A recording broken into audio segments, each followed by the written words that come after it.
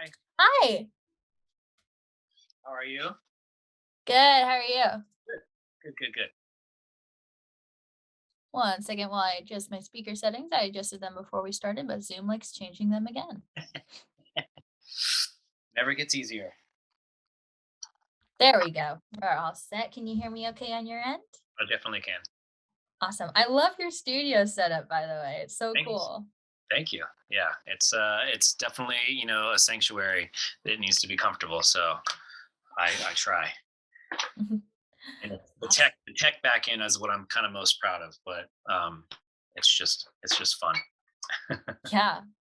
I'm getting ready to move this summer. And so I'll finally have the room to like set up a studio. Currently I'm in my I just have my bedroom. So this is my studio. Okay. Yeah.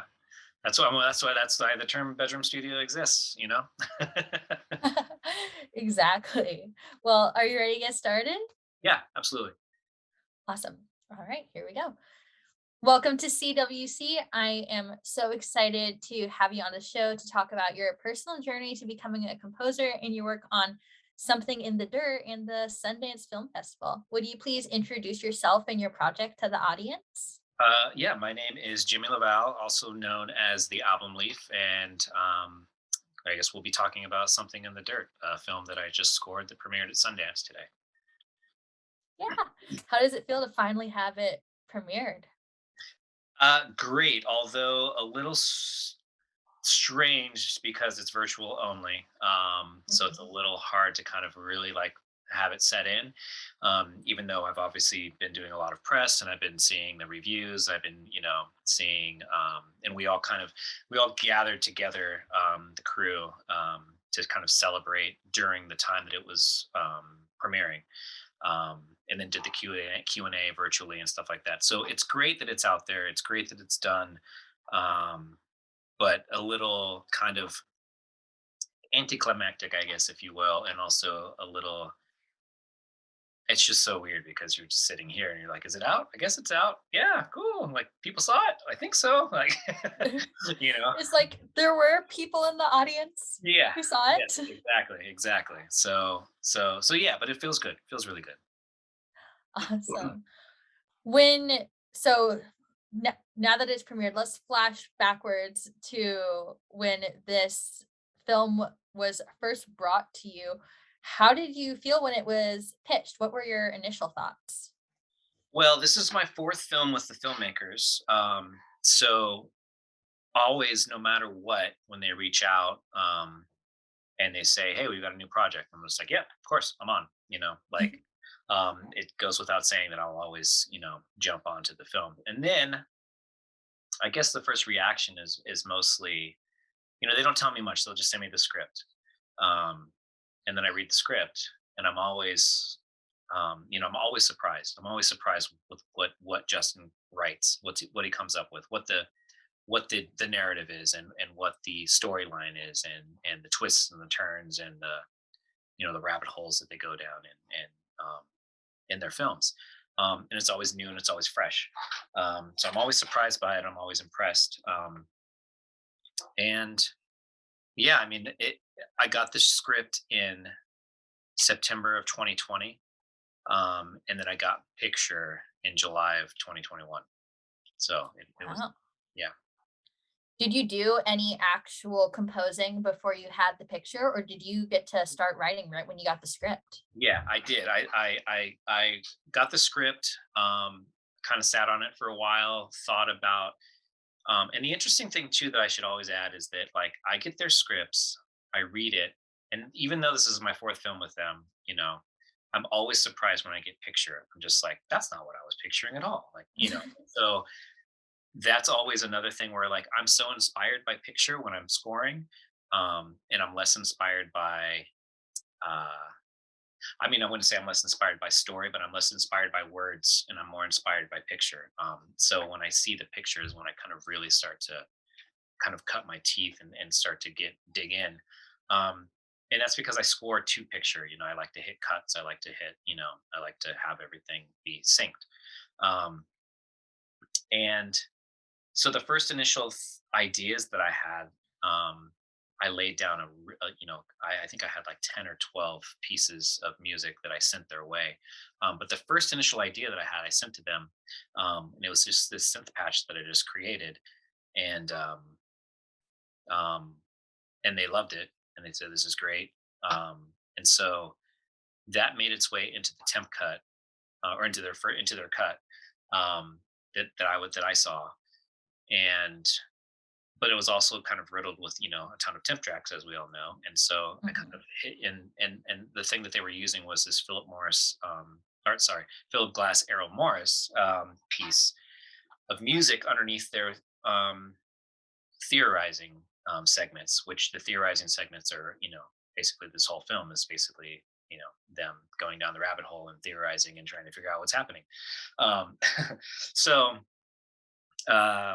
I knew I had to come up with that motif, and that literally like stunted me and just stumped me for about a month and a half, and I just couldn't come up with anything because I was trying to chase this Philip Glass tune, this Philip Glass cue.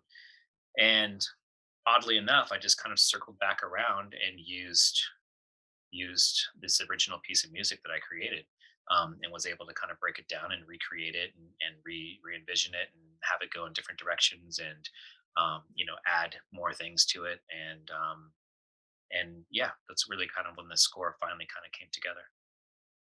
That's cool. So that motif ended up being your original idea? Exactly. Yeah. Wow. So Take that, Philip Glass. yeah. I wish, but yes, take that. Yeah.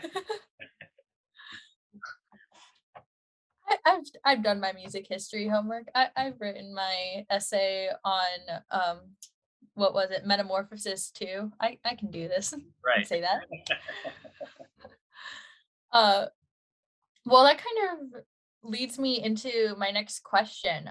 When I was talking with Andrew from your PR team, he was talking about how you really wanted to create an addictive feeling with this music, kind of with that motif along with it. What did this mean to you as you were going through the process psychologically and musically? And remember, this podcast is meant to be listened to by composers and musicians, so you can get as in depth as you want. Yeah. So I created this. Let's see, I'll just give you a little snip right now. Yeah. It was, I created this patch, and it's like this. I'm just holding one note, right?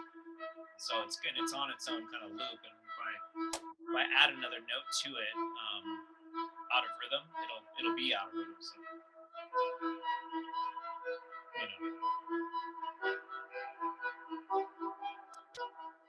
So like I kind of came across that, and I thought that you know that was the first piece of music that I wrote, like based on the script. And something that is clear in the script is this kind of like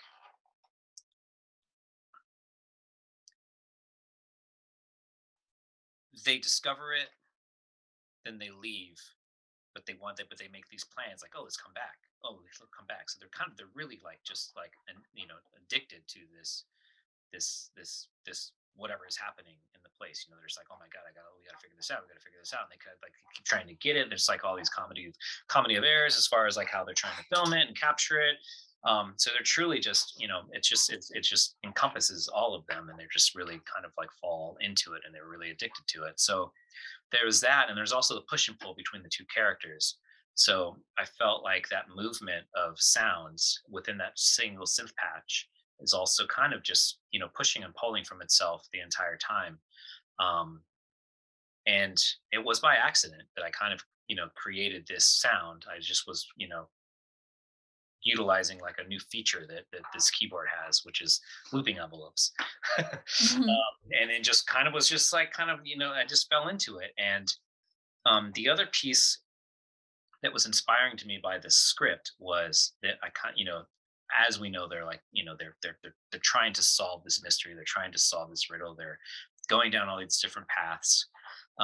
So somehow that kind of also made me think of like old Hollywood noir films, and kind of like detective things, and not like, trench coats and like top hats and cigars and magnifying glasses or anything like that, but just kind of like, thinking about like old Hollywood, noir, like kind of just detective style stuff, just trying to, you know, and so I wanted to draw inspiration from noir scores.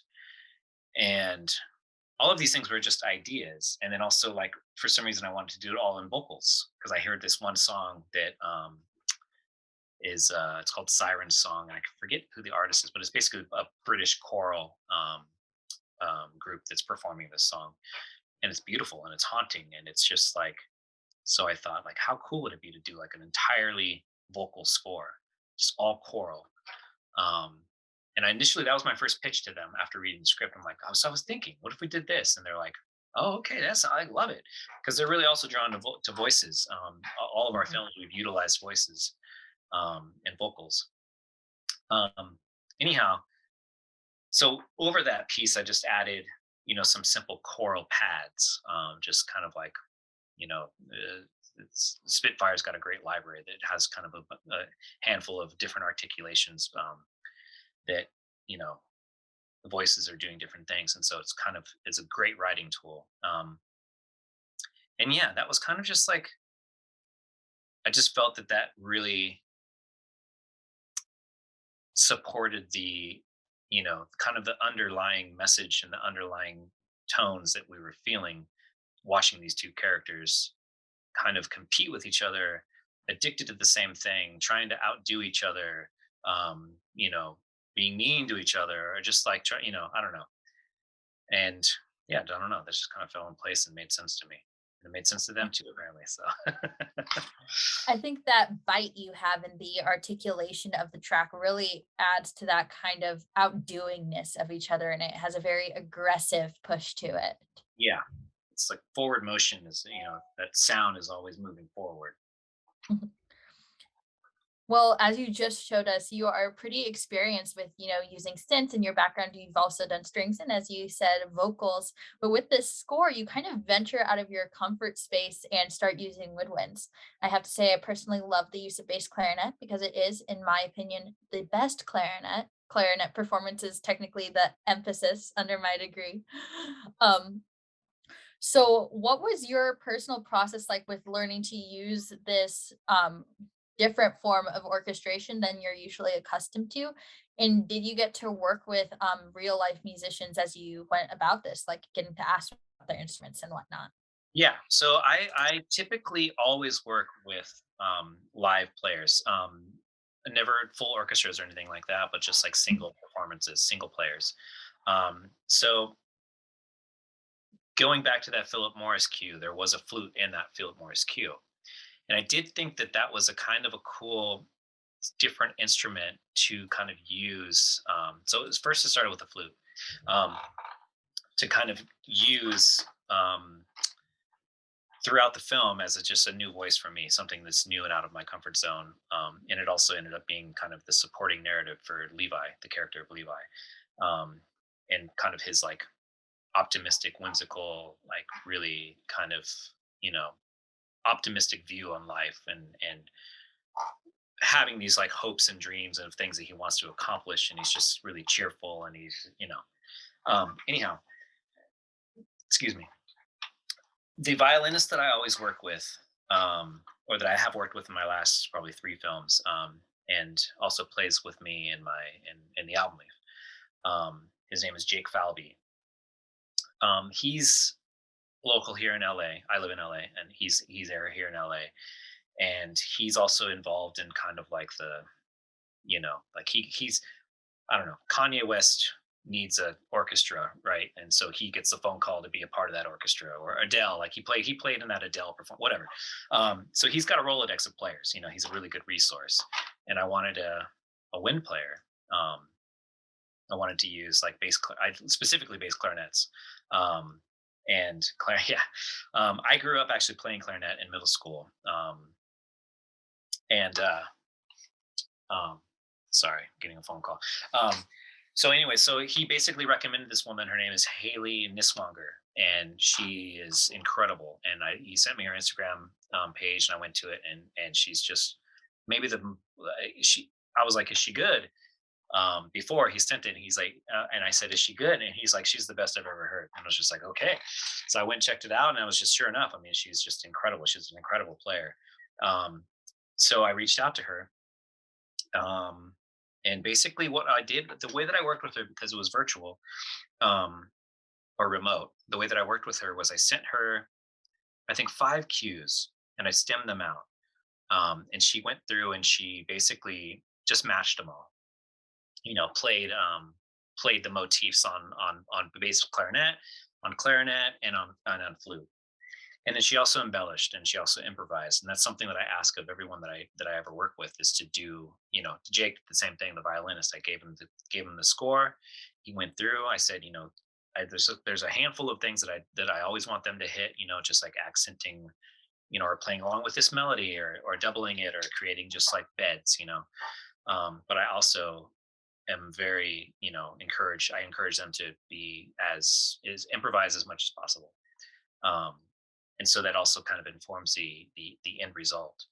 um, but in the instance of wins, and both of them really, I mean, I take things that they do and I'm able to then, I my background also, I'm very hands-on producing and editing, and so I do a lot of sound manipulation behind the scenes. And I'll take, performances and just kind of utilize their parts and move them other places, put them into this queue and cut the times and like tune it, and do all that kind of stuff, and move things around. So, you know I've always been wanting to use wins. I've always been wanting to do something different for myself to keep it interesting. And I think that she's it was a great choice. And I think that it also supports, um and I don't mean this in a bad way, but it supports like the ridiculousness of some of the scenes that are happening. It just like really pushes that, or it just gives it that little more, just like that more push of just kind of almost making fun of the character. And like, there's a certain scene where John is like explaining something, and he's being filmed, and he's talking in a fake accent. He doesn't realize it, and he's sounding really know-it-all, and is trying to be really prim and proper. And I converted our main motif, into the wind version of it, essentially. And it just really you know, just a lot of staccato, and just, it's really great. I don't know if you are somebody that's on TikTok, but on TikTok, there is this trend of how to make any movie theme quirky. And it's to have the entire orchestra do staccato cat Oh, while you give the clarinet and or bass clarinet the melody. And they've been doing it to like the Avengers, everything from Star Wars, and I think it's just hilarious. that sounds hilarious. I'm not on TikTok, but I will search that, because that's worth it. That's worth it to me. It's kind of like those Mhm, shreds videos. I'm not sure if you're familiar with those. It's like, mhm. yeah, like with these like performances of bands, and they just redub them, and they are done with like, electronic drums and really terrible It's just really funny. Playing bad notes on purpose, and yeah. This past summer, I got to work on a short film with Western Meadowlark, and the director gave me this cue, and he's like, "I just want it to sound really pranky." And I was like, "Pranky? That's an interesting adjective." So what I did was I went and watched a bunch of New Girl, um, when there's this character named Winston Bishop who always is trying to pull pranks on his Nice research. roommates. Yeah. And I realized they do that same thing. They have a guitar do umkas and then have a clarinet just do a really staccato melody. That's funny. Wow. Okay. Well, that's So number one. That's great research, and number two, comedies are definitely, well, probably the most difficult to score, in my opinion. Um, it's really a hard thing to do. Um, and the next time, if I do a comedy, I'm definitely going to reach out to my wind player. yes. That and You the know, bass. The bass also can be a good comedic element. they always said the clarinets were the quirky ones, and I thought they were just making fun of us that played it, but they're not wrong on either side of that coin. Right. Right. I this that comes from my own curiosity, and I'm sure from other clarinetists who are listening to this. Why did you stop playing clarinet? I actually know exactly why. For some reason, the taste of the reed made my stomach hurt. And Really? when I was in middle school, I just kind of started to because I played violin in orchestra and I played clarinet in band. Um, and the taste of the reed started to make my stomach hurt, just as the violin bow just was like nails on the chalkboard for me. And so I stopped both and moved to the drum section, and then went on a path of I was drum captain in high school and center snare in my sophomore year, etc. And so it was my path, um, but yeah, but now I really am inspired to play the clarinet again, and I'm also inspired. Also wasn't a forever sax hater. I don't know why, but I just never liked the saxophone. I never liked the tone of it, the sound of it.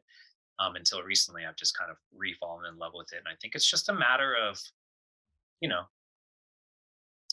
context. Just like you're saying, like if you use a clarinet in a quirky way, it's like you kind of associate a clarinet with being a comedic thing. But if you like a bass clarinet drone through reverb is like just like mind boggling. It's just so full and rich, and just a really great tone, a really great sound. And I think I came across a certain sax player named Sam Gindel, um, who also just made me fall in love with the sax. It's just like playing sax, you don't really know. You forget that it's a sax just because of the context, you know. Absolutely. I think finding the right player is a huge key to finding the music you like for that instrument. Yeah. I mean, I when I was in middle school and high school, I actually thought percussion, just like percussion ensemble, was like the dumbest thing. I was like, this is only good for DCI. And then I got to college and I encountered my first steel band and first like actually like full percussion ensemble. And I was like, oh dang, this is actually really cool. Totally, totally. I And now I started mostly write for started out percussion. yeah, I started out on fourth bass drum, so I worked my way up. I was just the downbeat, That's just 1, 2, 3, 1, 2, 3, 4, 1. That's like all I had to do. But I was in I mean, sixth grade. carrying the fourth bass drum is already a major accomplishment. Right. I didn't march it. At that time, I was only doing the drum line, the performance, like the ensemble. But I marched the clarinet. Nice. I also march the clarinet, but my marching days are gone. Oh, yeah, Probably for the best. right. I have enough to practice. Uh, so as you've made your way from clarinetist slash percussionist slash violinist to album leaf to now composer, how we kind of touched on this earlier, but how do you go about bringing your musical ideas to the screen? You kind of mentioned like, you get the script, start some sketching, and then score to picture and then production. Are there any other parts in there that you think are really beneficial to you and are beneficial for other composers trying to figure out their process? I mean, I guess the only thing in that I would add to that is, the collaboration with the directors and getting their feedback and getting their, um, because I that's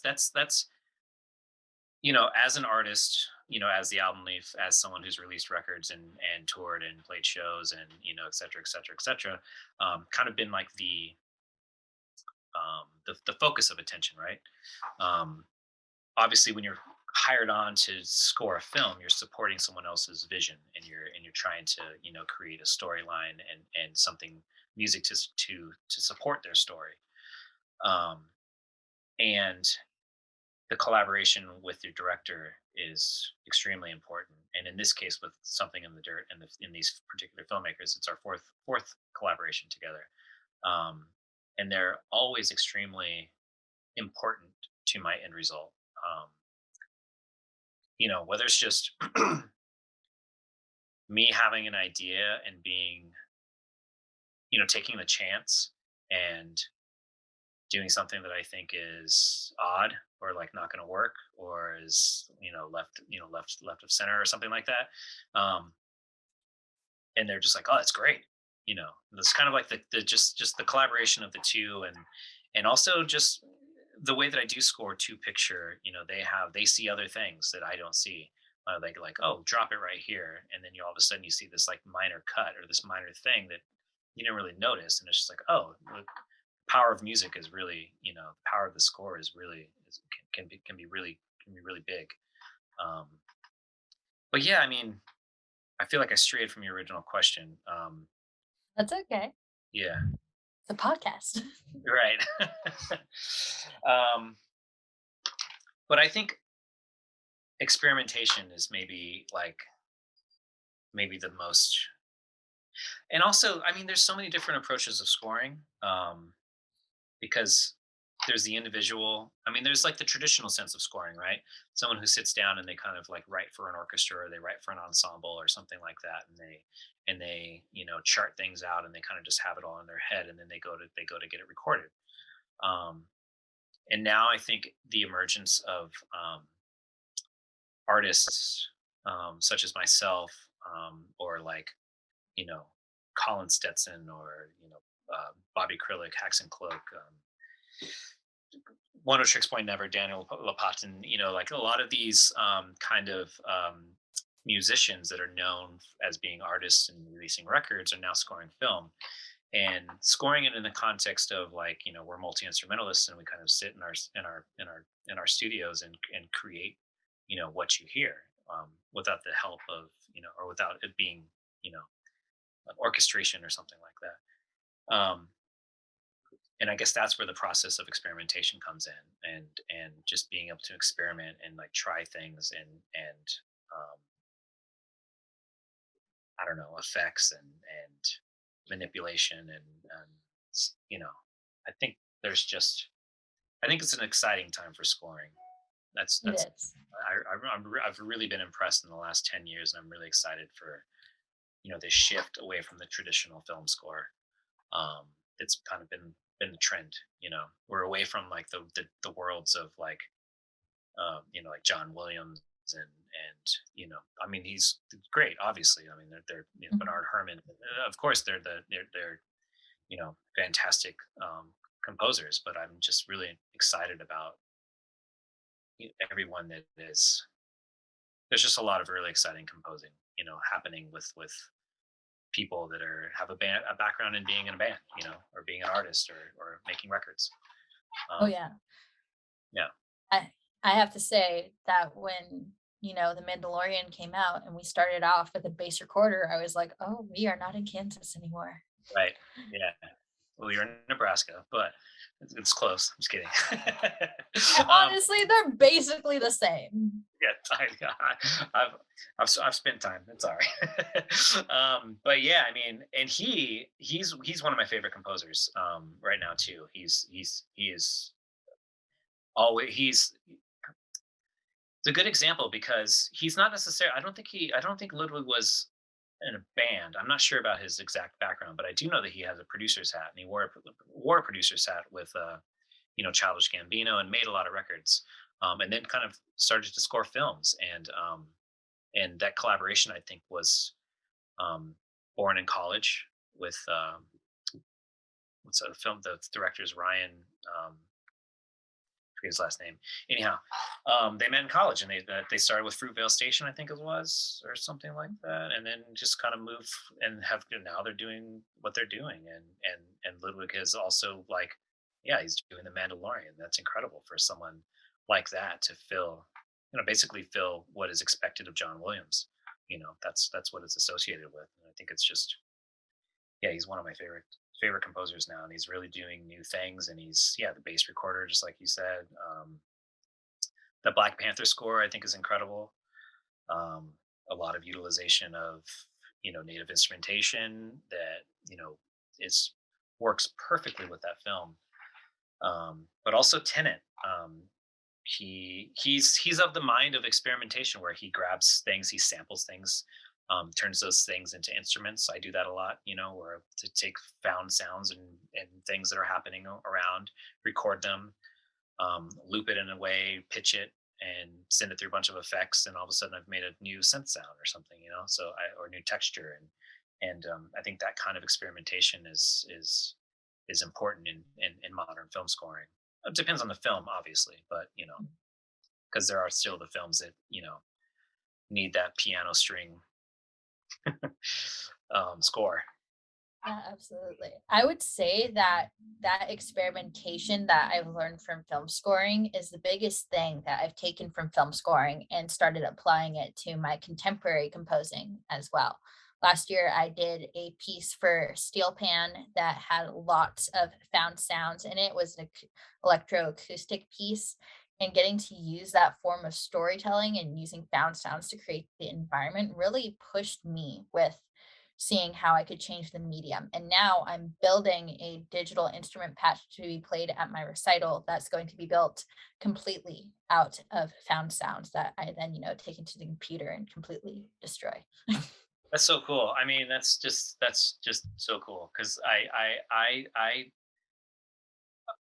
graduated in 1996, and I went to one. Um, I started off in city college, like I was trying to go down the path and get into I was interested in pursuing music in college, um, and when I took a jazz class and I took an electronic music class, and this electronic music class was all it was just learning how to program this like totally now obsolete archaic drum machine. And like now I think it's just so cool and exciting with music schools and classes of like creating something like that, or creating something digital, designing instruments from with Max, or just a lot of things that I think is just so cool, and so exciting to basically you know be used in the years to come. I think it's really refreshing. Are there any skills you feel like you have kind of honed or gained through film scoring that have affected your other musical work? I mean, I think I've always had a sense of tone and a sense of atmosphere and space, and I think that was what lended myself to film scoring in the first place. Um, I feel less. Um, I like the fact that when I'm scoring films, I'm less precious about a sound, about like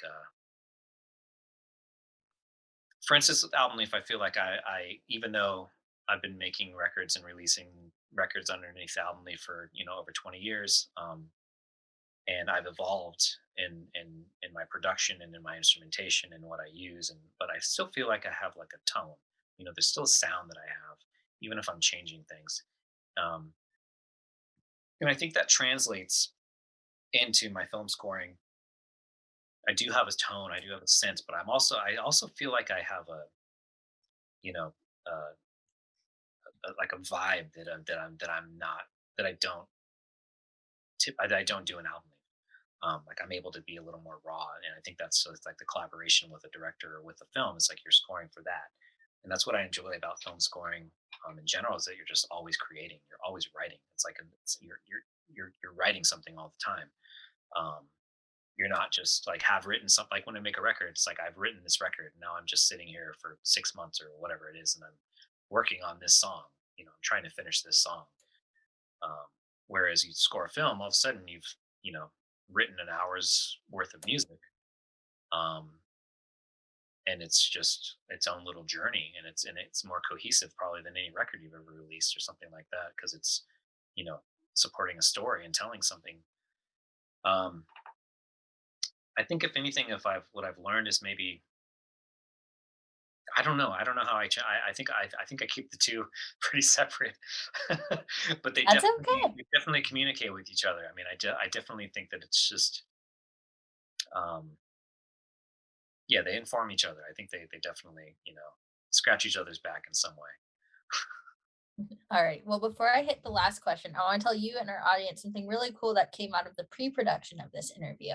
Right. So, when I get ready for an interview, I I go into my social media stalking mode. I look people up on social media. I look them up on Wikipedia. I do all that stuff. And when I first looked you up on Wikipedia, I go to the album leaf on Wikipedia and it says music project founded by James LaValle. So I click on that guy. I click on the link in Wikipedia and it brings up this other musician named James LaValle. And at first I was like, oh, I should ask him why he's wearing these hats in every photo. But then I start comparing the photos to social media and to the album leaf's actual website. And I'm like, this is not the same person. I am convinced it is not the same person. This isn't right. I'm like, and the album leaf isn't even on this James Lavelle Wikipedia page. So I wrote Wikipedia. I'm like, I think this is wrong. And as of today, it is updated and it specifically says not to be confused with Oh, James Lavelle. nice. And Nice. so it has been corrected, and I was saved from awkwardly asking you about all these random hats that you do not wear, at least not in public. The thing is it is it is uh oh right now I see it. Um it's the last name spell. I don't have we have different our last names are spelled differently. And it's a common mistake. It happens all the time. With it just happened today. There was a press release of new music that just came out from the score. It was just this website premiered a Q, and they misspelled my last name. LA capital VELLE, and it's VALLE. And yeah, ever since the because this guy James Lavelle, who makes music under the moniker Uncle, um, is a British electronic musician, has been making records since before I was making, or before I kind of came into the public eye, I guess. Um, and so he had it up on me before, and now I've paved my way, and I'm not, it's typically not confused anymore. But it's not the first time that it's happened. It happens pretty regularly. But it's a pretty sweet hat. At least you're not Michael Jordan. I You're know, not one of the million people named Michael Jordan. I know. That's true. You have to like use an initial all the time. Me or maybe just to increase confusion next time you go to a convention or something, you should find yourself one of those hats Right. and just increase the confusion. For all my YouTube watchers, I'll put a picture of this other James right here so you can see the hat that I'm talking about. Nice. Um, and so kind of spinning off that, I like to do a fun question at the end of the interview. What would you like to be the first thing that comes up when somebody Googles you? Oh, um, well, what does that entail? I guess I would like to. I guess I would like. Um, I guess when you Google me, the album link comes up. Obviously, some photos come up. I just think I would like an association with maybe with a synthesizer, Yeah. because I feel like everybody's put in a box, and like your music is genred, even if you don't agree with it. I my music is genred, or labeled as something that I just absolutely can't stand. Um and i and i and I don't like the style of music that my music is labeled as, and I know that I don't make that music, but it is a box, so I'm like put in that box. So yeah, I think I don't know what I yeah, I don't know. Like search my name, maybe a recent photo comes up, and it says that I am a composer that utilizes synthesizers or something like that. I don't know. Yeah. That's a tough. Well, kind of going off of like having a synth attached to your name, would you ever like to team up with Spitfire and distribute your own like instrument library of synths? Um, I can't speak to that actually right now. Dun, dun, dun. Yeah, I would love to. I would love to. I mean, I do. I Turns have. out you secretly work for East West. I have. I've been doing. I do work with brands, and I do patch design and sound designs. Um, I also did the sound design for Beats headphones. When you put on the headphone, it connects to your phone. That sound I made. Um, I did not know that. yeah, That should be what pops up when somebody no, Googles you. I Read the never. Beats headphone sound. No, I never publicly announced it. I don't know why. I just never did. And then it came out, and then I was just kind of like, this process took so long that I can't. I just kind of, I don't know. I was moved on, and then but I just did another round of sounds for some more products that they're working on, I guess. And but yeah, and then I've done. I worked closely um, with other brands and done presets and patches and things like that too. So um, that's the nerdy side of music that I love. I just love that stuff. I love to design sounds, and that's partly what I love about film scoring too, because I'm always creating a patch from scratch. Um, to I'm always trying to find that sound of like what's my sound going to be for this film. Um, so yeah, it's fun. That's fun. Yeah, with what you said about being stuck in a box, one of my favorite quotes from my freshman year of college that I got from my composition professor, Dr. Greg Simon, is you don't come up with your genre or style. That's something musicologists figure out after you're dead. I think that's one of my favorite quotes regarding stuff like that. And that's what's funny too is that like I feel like the music I make. I could say that I make electronic music, but how what kind of umbrella is that? That's just like, oh, do you like, am I going to hear you in the club? Like, no, you're not going to hear me, or something like that. It's like Mhm. I make electronic music. They think, is it dance music? Is it this music? Is it that music? So often when I'm asked what kind of music I make, uh, and my wife just cracks up every time because she knows I'm just going to be like, oh, well, yeah, it's kind of like and I just don't really know. I don't really have my elevator pitch like down of like, this is what I do. Um, but maybe after I pass away, that it'll be found for me, and the struggle will be done. Exactly. And then my kids can say, "Oh, my dad made blah blah blah blah blah kind of music." So When my family asks me at almost every family reunion, I say, I just write new music to tell stories. That's nice, my blanket statement. right? And then they're just too confused by the statement to like keep questioning me. That's that's also another good approach. Maybe I'll just do that. Just a total left field. Like they're like, "What? Okay, I have no idea." But yeah, I don't. Okay, The key is to make them too confused to want to know more. right. All right. Well, last question. This is one last serious question. What is a piece of advice you have for any musicians listening to this podcast right now as they go about starting their own careers? This is season 3 of this podcast. So people that have been going through college with me are about ready to graduate, just like I am. Yeah, congrats.